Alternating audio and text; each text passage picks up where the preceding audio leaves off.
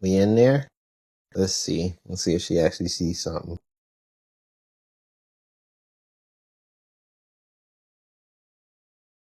Okay. She says she can see and hear. Can you see She and can hear me? see and she can hear. You can see and hear me? You see me? Can't you see me? Can you hear me? Can you?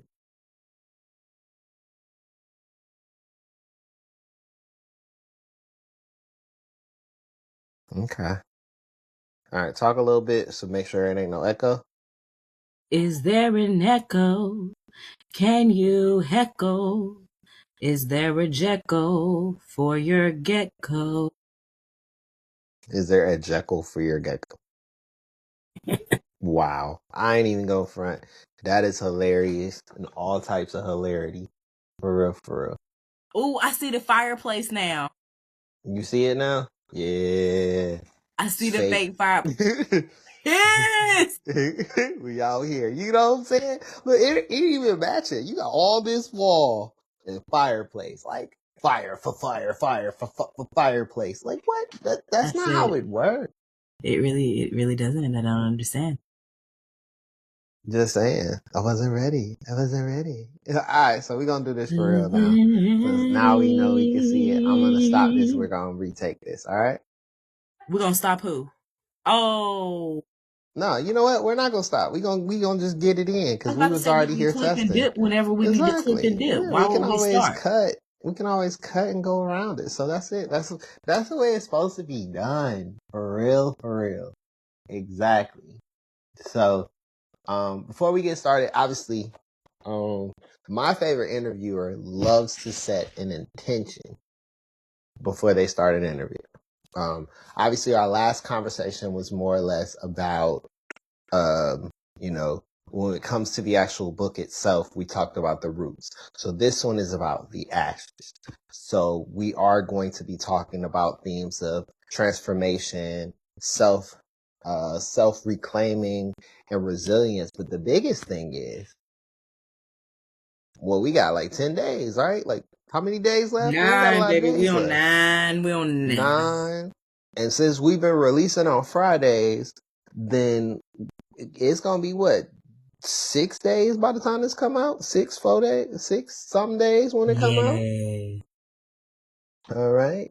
So we gonna have fun. We gonna have a good time. We gonna really be out here. You know what I mean? And she got the dreads dreading. You know what I'm saying? She, everything popping, hilarious. Let me fix mine too. We gonna have fun. So,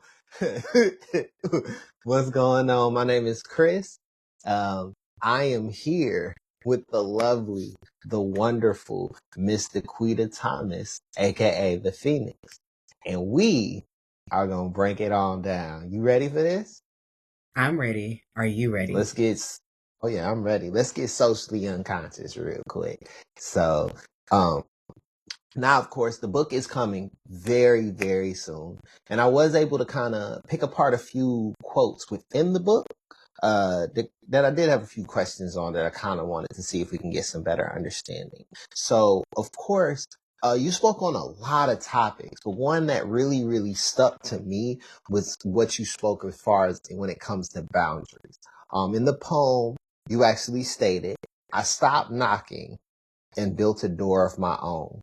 How does this decision to stop seeking entry into someone's beautiful door represent a shift from seeking external validation to establishing self-sovereignty? It's a awakening moment. It's an awakening moment because in a lot of situations, we're expecting others to choose the exact same thing that we're choosing. And sometimes we have to change that and close that door and choose something else, because when it's no longer aligned, it's no longer aligned. Things align in times that they do for the season that it does for a reason. So when you move forward, when you notice that that door is no longer for you, it no longer fits you, it no longer serves purpose, it's time to create your own door. Creating your own door, you get to be able to set the reality. You're not waiting for anyone else to be able to say, this is how it goes, this is how it should look. It's about what you say. So that goes in all aspects. Any type of ship. Mm. Anytime that it's no longer aligned. Interesting. So what would you say was maybe a ship that you had to learn to actually create that type of boundary in order to move forward? I say a lot of ships. I've had to actually sink a lot of ships because I noticed that I was the emotional carrier for the relationship. Okay. Okay. Give us some examples so that way people can kind of relate. They want to know the real you. So give them a little So I something. can take it all the way back to childhood. When you have friends within certain environments, you can carry that relationship. And carrying that relationship means that it's not a reciprocal friendship. It's a friendship that is based off of conditions, meaning what you can do, what they can do, and it's not going to fulfill because of the things that it lacks, if that makes sense. That makes Because sense. one person has compassion, one person has empathy, and the other person is just like, well, as long as you're giving that, I'm going to take it. And a lot of situations, a lot of people get drained because they go around. It's a lot of taking situations versus a reciprocal, I actually care about you situation. And it just starts there, and it starts from relationships with you, relationships you see outside of you. It's not just with you. When you're young, you get to observe a lot. Interesting. Now, do you feel like there were doors that someone had to build a door in themselves in regards to a situation where it felt like um they had to deny access in cases, which helped you grow as a person? Like, have you ever noticed the shoe on the other foot in terms of this particular boundary situation where a boundary was set that maybe you didn't understand at first, but now in your growth, you're understanding now? Yes. I've had a lot of situations where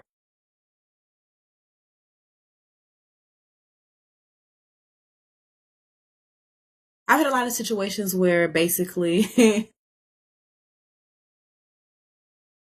people had their boundaries up. I didn't pay attention that their boundaries were up.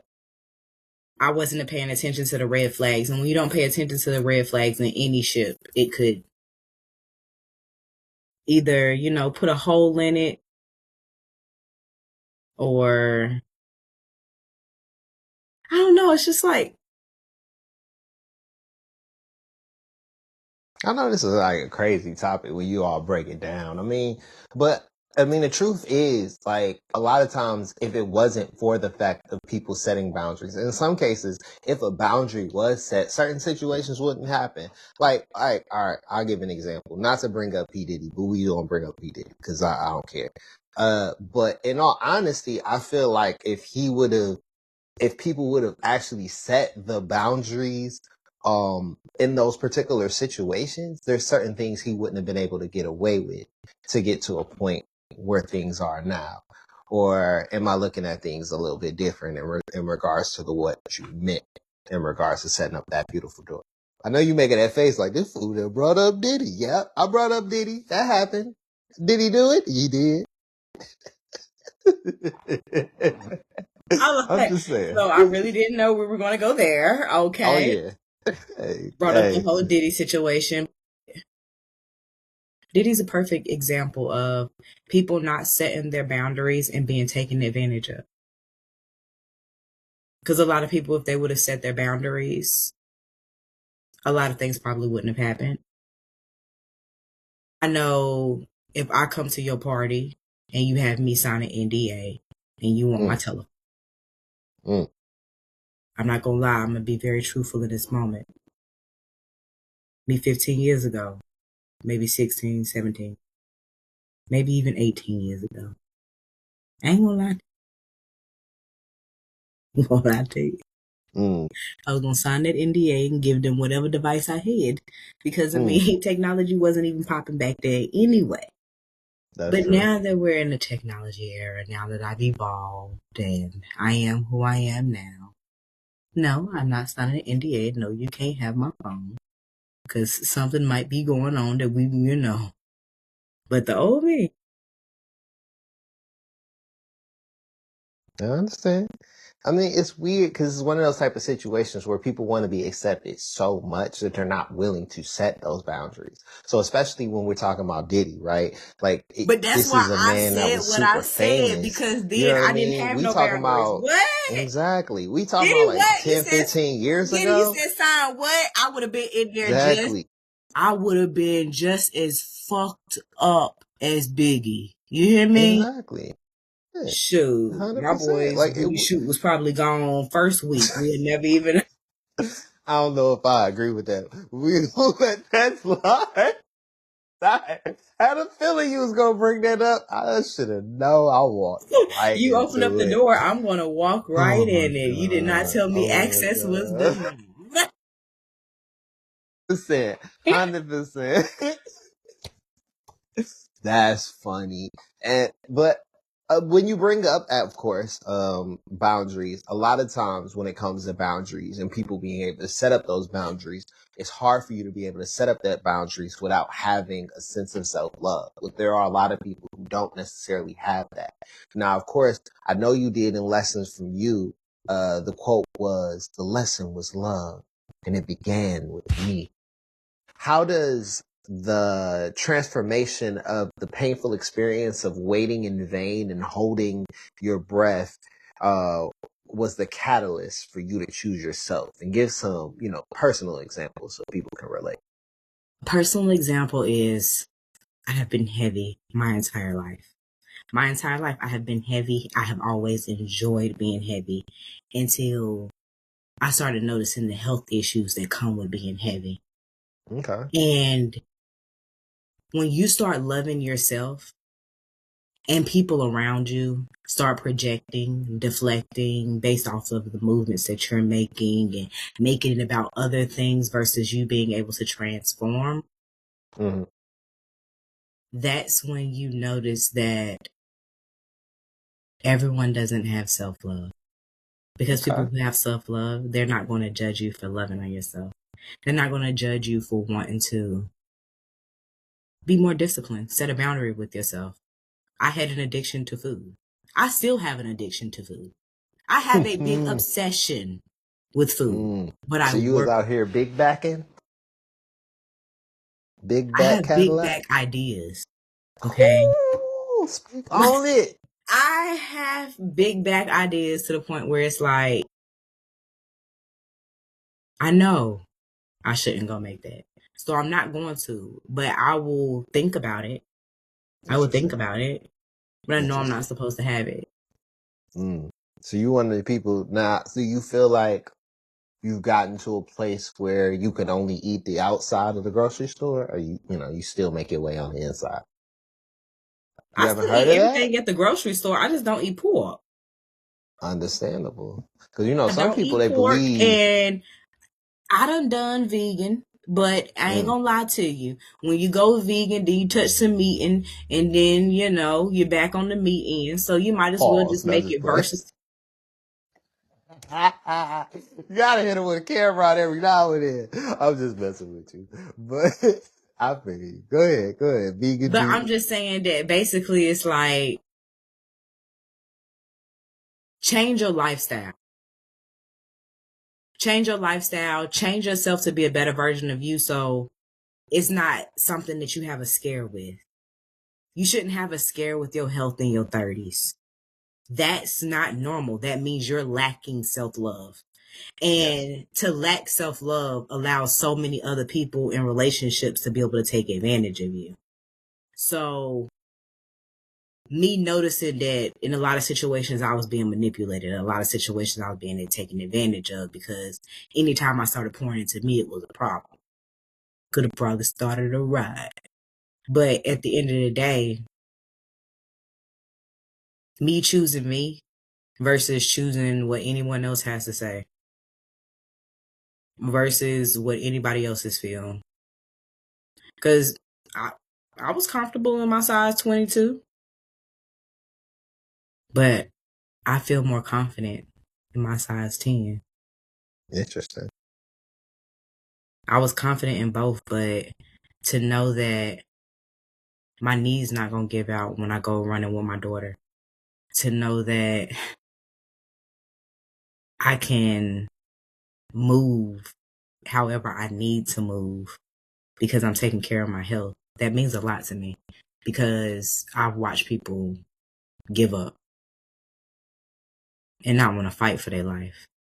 So me fighting for my life is a part of my self-love, because I have another person who's looking up to me and she adores me. So Aww. I want to be the best version of myself so that she can be the best version of herself.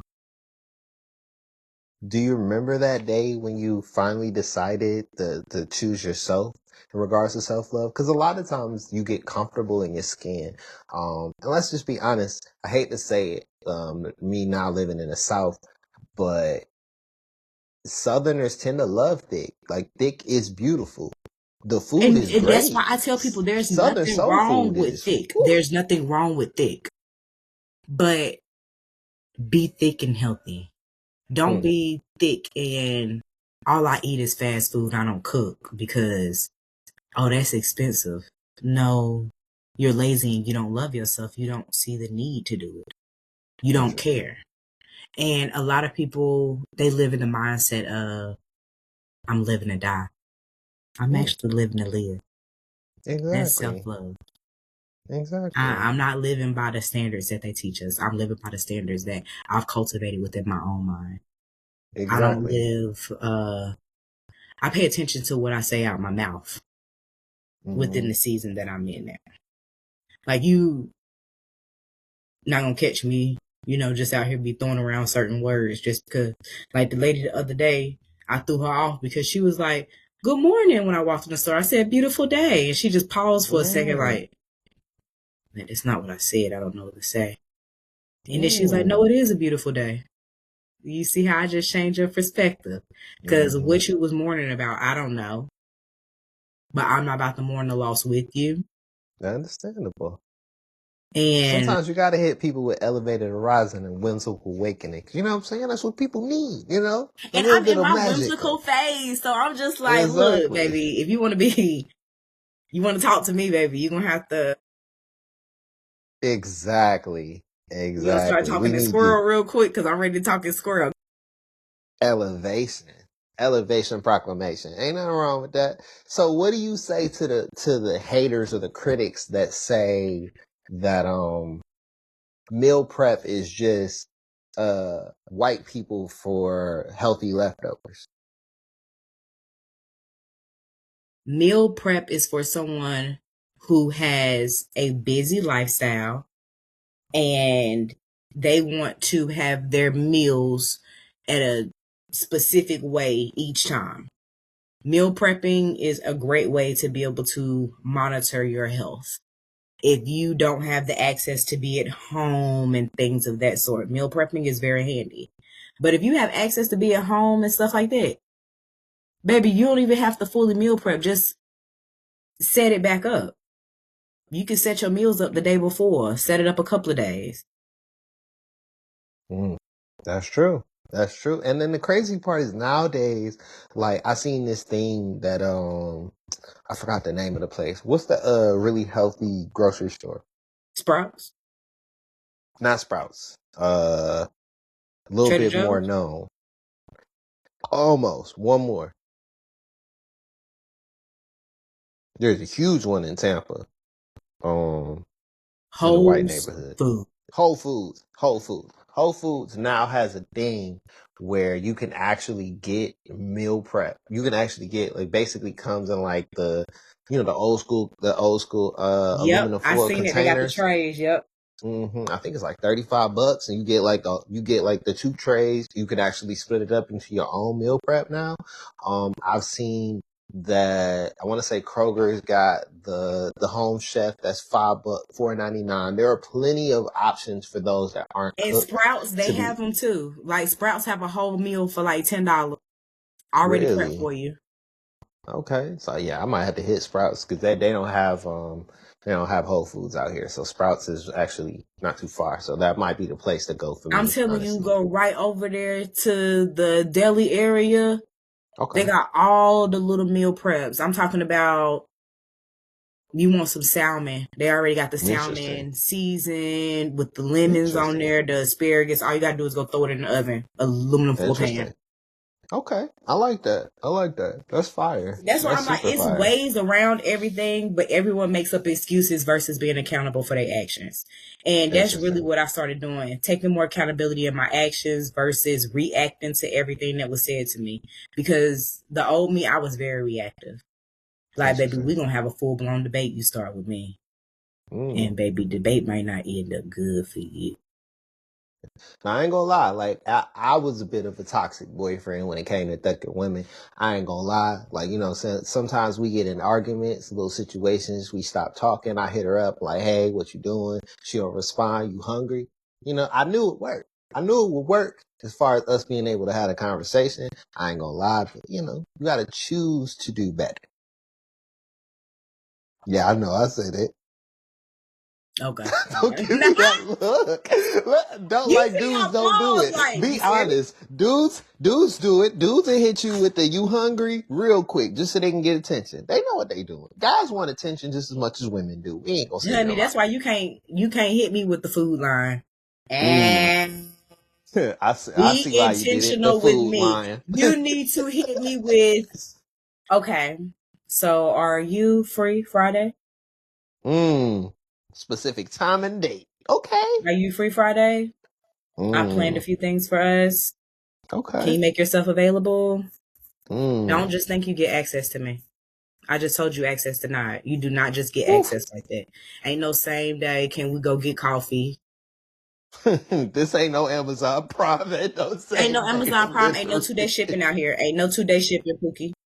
Ain't none. Hey, I have so many other things going on in my life. And if you want me to stop everything for you right now, and you don't right move in now. that same energy, Yes, ma'am. you already know you cut. Ain't no Secret Santa out here. What are you looking for? Ain't no Secret Santa out here. I feel Ain't you on no that one. Secret Santa. All Ain't. kids know who Santa is, and if they don't, You right about that. That is 100% true. You are 100% right about that one. All right. Well, now another one of the hard lessons, kind of shifting gears, is and I feel like you kind of spoke on it a little bit, but it's vulnerability. And no title needed. You stated because even grief has a voice, and this time it's mine. Um, what does basically kind of expound on that? Do you feel like you were appearing strong is less effective than letting pain arrive and be felt? Like bleeding in silence, basically? I was definitely bleeding in silence. I didn't let anyone know that anything affected me when it did. I threw myself into work, and that was the self-love neglect, because I'm throwing myself into things versus allowing myself to experience and feel the pain of the loss, understanding that it's not an actual loss. It's a gain and a loss. Yes, I lost them in the physical presence, but I didn't lose them within the spirit. But within the energy that I was in, I was looking for more of physical connection versus that spiritual connection. So once I became truly whole within myself, I could actually grasp the fact of I didn't lose anyone. I gained more than I lost. I've learned so much more because I never really told too many people this story, but I'm just going to tell you. I wrote down a list Okay. in 2023 after I lost my grandfather of things that I wanted to overcome. And I put it in the back of my Bible. And I started reading the Bible from the beginning to the end. Interesting. By the time I got to the end of the Bible, I could check off the list of everything that I put in the back of that Bible. That was overcoming my fear of losing people. I lost my brother to suicide. I had to overcome the fear of holding on my addiction to cigarettes. I started smoking cigarettes at like 12. Yeah. So to be able to tackle these battles back to back, it was just like, it was cool for the moment, but it's not anymore. I had to overcome my addiction to ecstasy, my addiction to cocaine. Like, I literally had to overcome so many things, and I would be open about it. And I would be open about it with people who I was close with, but versus them giving me embracing, they judged me. And it showed me a lot within those moments, because in your most vulnerable moments is when you expect people to embrace you, not judge you. Interesting. Now, I hate to say it. Unfortunately, when it comes to Black culture, being vulnerable is something that is more or less shot upon. You even stated, of course, inside, you actually stated a lot of people aren't vulnerable enough to want to get the wisdom. What do you feel is people's biggest fear about being vulnerable? You actually seeing exactly who they are. Mm. A lot of people give off a representative. They give you what the world expects of them versus giving you who they are. Interesting. And is it more or less the fear of how people will be able to see it, or it's the fear of them looking themselves in the mirror? Their vulnerability, looking yourself in the mirror, being okay with every aspect of yourself, being able to forgive yourself for everything and forgiving everybody else for everything. That's real, authentic vulnerability, because everyone makes mistakes. We can't badger anyone for making their mistakes, but we can congratulate them for changing their actions, because that's what truly matters. Are you looking to be better or be the same? Staying the same is just that easy. That's true. And, of course, my condolences on your granddad as well as your brother, by the way. And I understand, of course, this is a difficult question. It's totally understandable. But of course, a lot of people do fall victim to having those suicidal thoughts and things of that nature where they're not ready to be vulnerable. How are you, as a friend or a colleague or someone who sees that, how do you show people, more or less encourage people to open up their silenced voice and their fractured self? You have to give people open space. You have to give them a safe space. A lot of spaces that were supposed to be safe didn't feel like a safe space. So that forced people to keep themselves captured, if that makes sense.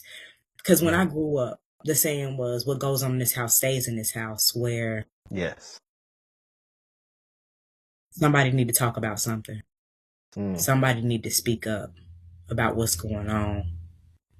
Because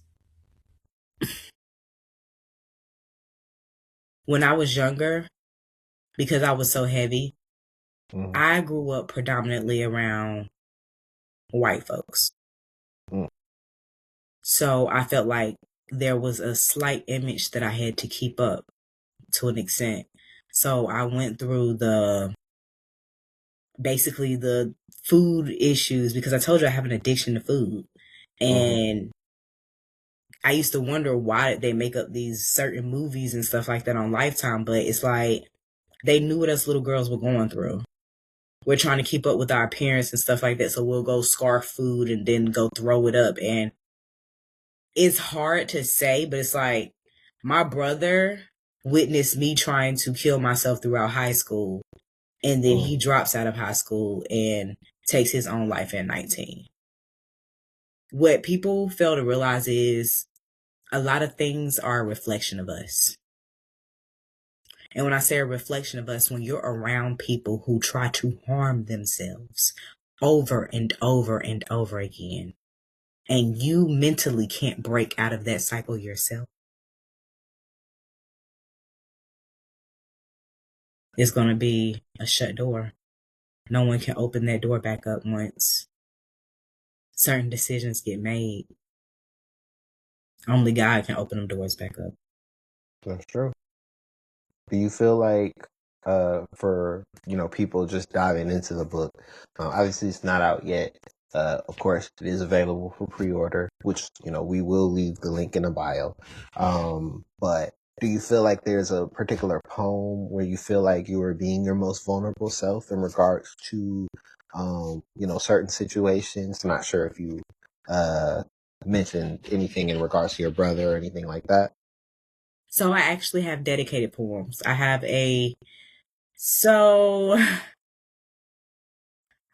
buried my family since I was 5 years old. My first burial was my great grandmother at 5. And that's back when they were still doing the blood removal and the embalming fluid at the funeral. So you're literally getting to see the green go in and the red come out while the funeral was going on. That was my very first funeral. She passed away Halloween in the 90s. So from her funeral up into today's date, burying my grandparents on my mama's side, to my brother, to my daddy, to my best friend, to my little cousin, I can truly say that life is exactly what you make it. If you let things bring you down, they'll bring you down. But if you keep your head up, you can keep moving. Now, do you feel any survivor's guilt for the fact that you were able to get yourself to that place where you can be vulnerable, but others haven't necessarily made it? And of course, my condolences on the ones you've lost. Thank you. No. Because one thing we try to do is we try to tell God or universe or just dictate how it's supposed to go. It was already written for us in the stars. So it's not really anything that we should try to force within this season. We should just allow the season to flow, because everything that's meant will be. And nothing can be stopped, because one thing I know that is for sure, that it's all an infinite cycle. Interesting. Okay. I like that. I like that a lot. And I like the fact that you did actually expound on it.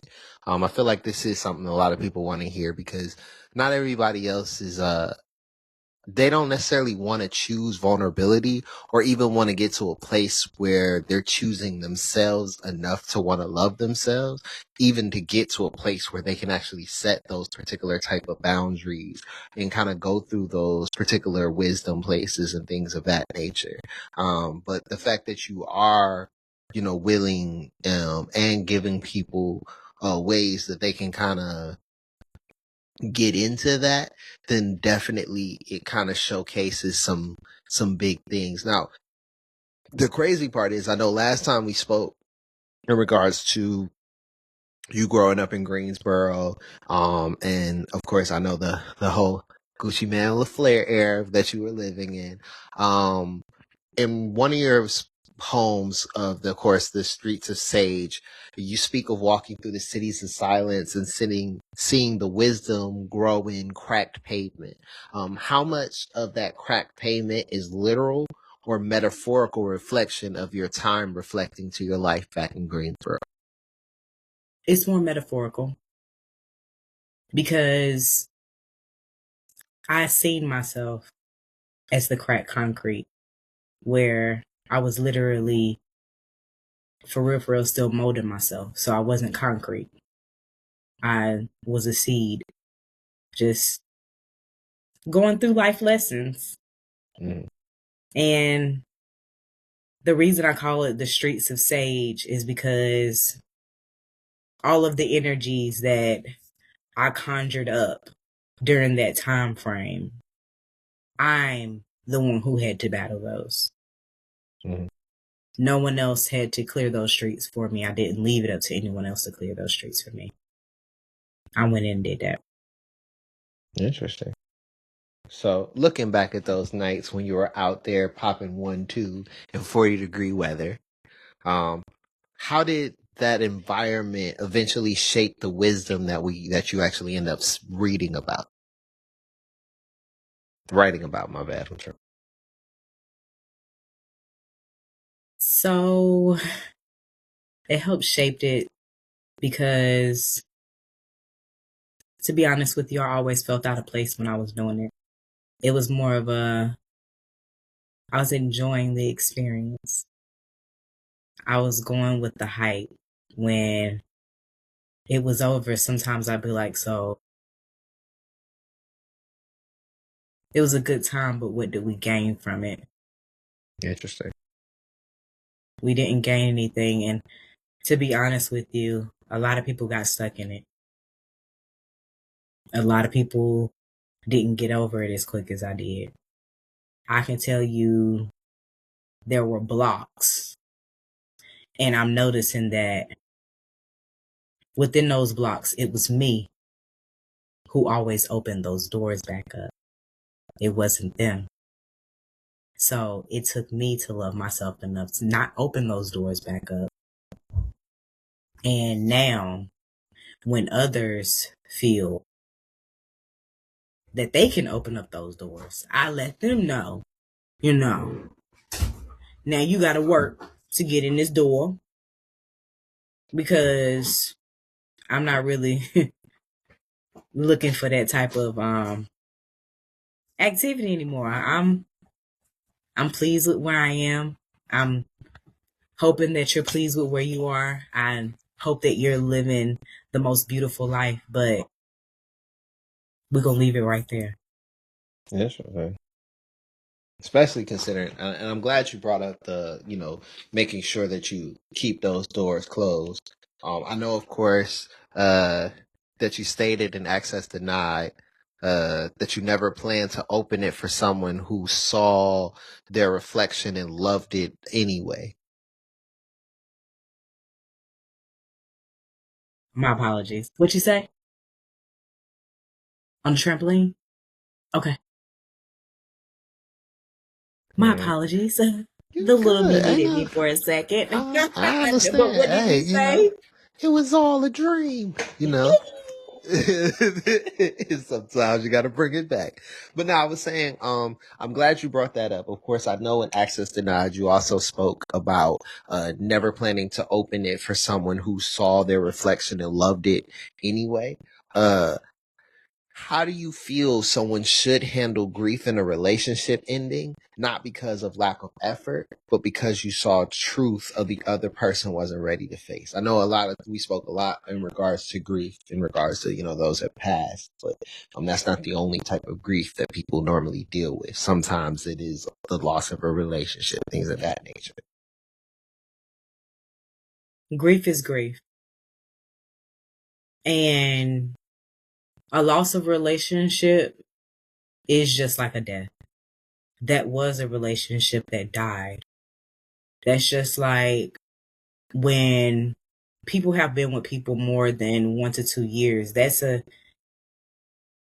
death. You thought something was going to work that it didn't, and a lot of it was more of the idea. Mm-hmm. The That's true. idea. People be out here wanting to look like a persona.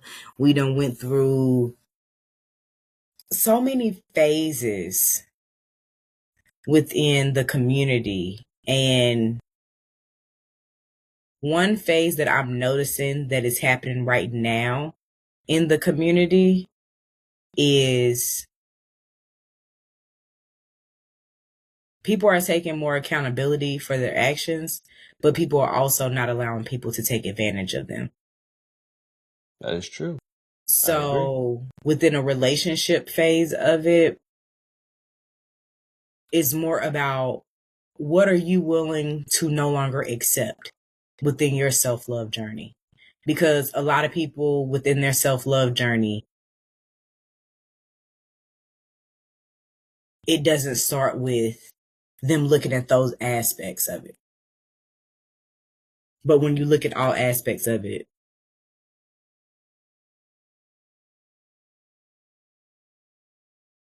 sorry for my brief. I'm over here trying to charge this phone because I don't I was want about it to to say, is your die phone on about us. to die? Yeah, nah, I know, right? See, we having such great conversations. I'm out here, you know what I'm saying, getting depowered. You know, they trying to, you know, they trying to take the phone away from us. You know what I'm saying? That's what they do.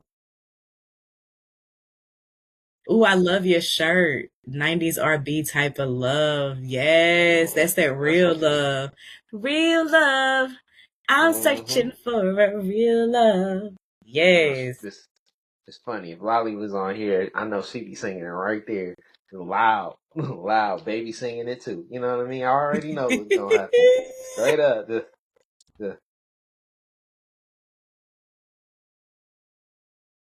oh yeah, I can hear Yes, her go singing it too. ahead. I hear I can you. sing her. I can hear it. High pitch vocal cords. You know what I'm saying? I'm not even mad at it though. So yes, yes, yes, oh yes. You know what I'm saying? Like we in church. Um, uh, now of course, the last time we spoke, we did speak about your poetry for the first time in front of that loud crowd where you felt that you were naked in a room for everyone. And them hearing their deepest, darkest secret. How does that public vulnerability help heal private losses you've experienced? It breaks something open in you. It's like you're butt naked in front of everyone. It's like if I could do that and talk and say what I just wrote in front of all of you about something that was,